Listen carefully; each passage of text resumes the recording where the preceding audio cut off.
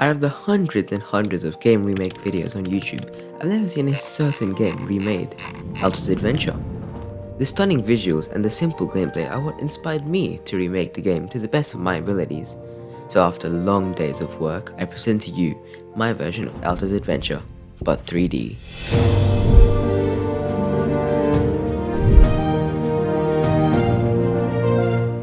My first step was to create the terrain.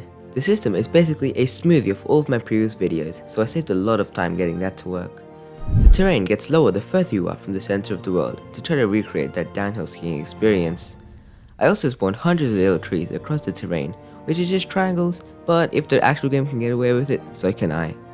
The next course of action was obviously to create the player.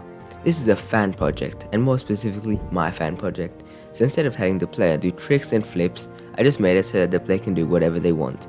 Mostly because I couldn't figure out how to track the flips and everything, but we don't talk about that. The player moves in the direction they are looking, and I increased the gravity too so the player wouldn't fly off to heaven.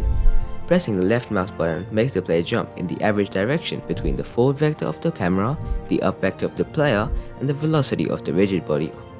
Next, I created a couple assets using Blender. Here is a windmill, and a normal house, and another normal house but with a shed on the side.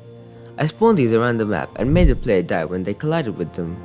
I also modeled this balloon which was spawned 300 meters above the ground level at any point. There's a particle system on it as well as a light to give the game that extra detail. You may have also seen this beautiful skybox that was possible thanks to Janik Boyson. The article that he wrote is linked in the description. I did edit a lot of the shadow myself though, because for some reason his version was not working with my project. Nothing ever does anyway. So it looked really nice in the game, so I decided to go with the cyan, white and orange theme for the whole project. Next I got to work adding the main menu scene, instructions page, credits page, shop scene and the game scenes, of which there are 4. I made it so that the player could choose between a speedrun to get to 1000, 2000 and 4000 meters of depth.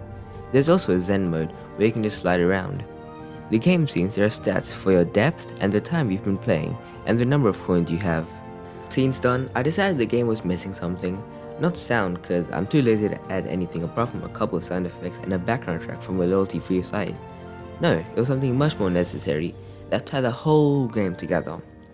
Meteors. Okay, hear me out. I added meteors cause the game was too easy before and the meteors could give the player some more obstacles to dodge. As stated before, I also added 3 power-ups. The magnet which attracts coins towards you, a nitro boost which speeds you up 2 times, and a flower which makes you invincible. All of these last for 30 seconds but can be upgraded in the absurdly overpriced shop. I finished the game off with a photo mode which can be activated by holding right click. Then you can screenshot on your computer to take a picture. Before the end of the video, I want to reiterate that this project is completely a fan project and not correlated with the Alto team or the developers of Altos Adventure at all. That being said, the download is in the description for anybody that wants to play the game. Anyway, I want to thank you for such a successful YouTube journey this year. I can't stress how much I appreciate you guys. Goodbye and have a great Christmas. See you next year.